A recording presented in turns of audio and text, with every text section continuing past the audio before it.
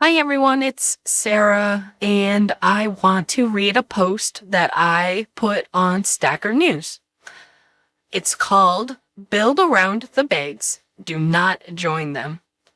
As we round the corner into 2024, a year that could be huge for Bitcoin in many ways, I think it is important to remember that banks are not our friends. Traditional finance are not our friends. The governments of the world, especially, are not our friends. Bitcoin is an entire separate thing that transcends human control. Humans like to imagine that they have control over things that they actually do not. Insane people have this trait, and it is insane people that tend to aspire to positions of power. This is not a coincidence. There are businesses that seek to form unholy pacts with these institutions in the lower domain fiat world. Traditional banking is seen by some to be a required conjunction with Bitcoin. I would like to reaffirm the fact that this is a misguided notion. Bitcoin cannot coexist with traditional institutions. We see some are trying, but some are also laying down completely ignorant and insane edicts, such as no mixing services. Let's be clear.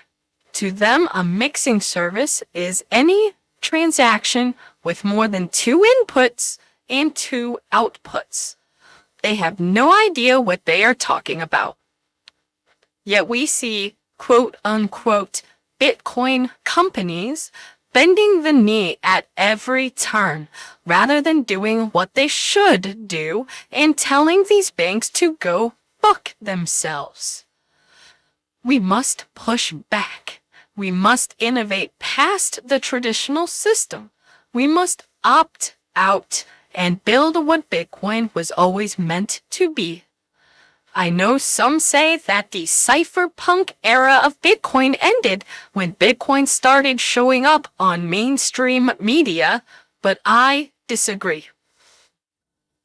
Bitcoin needs cypherpunks more than ever, and those who consider themselves Bitcoiners need to really understand how early this game is. If you need a reminder, privacy is the right to choose what information you disclose. This right is not negotiable and worth disobeying laws for. Do not give an inch. What is the solution, you ask? Well, we are still early. I strongly encourage people to use no KYC methods to accumulate Bitcoin. Mine it if you can.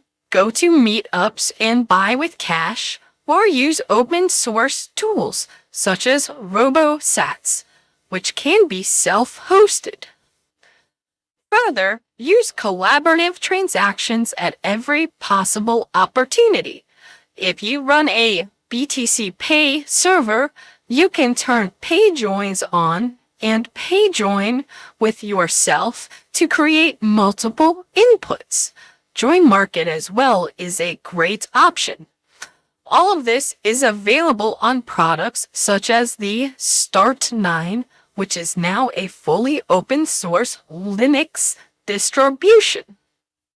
If you want to buy a lot of Bitcoin at once, KYC is probably your only option, and that is okay.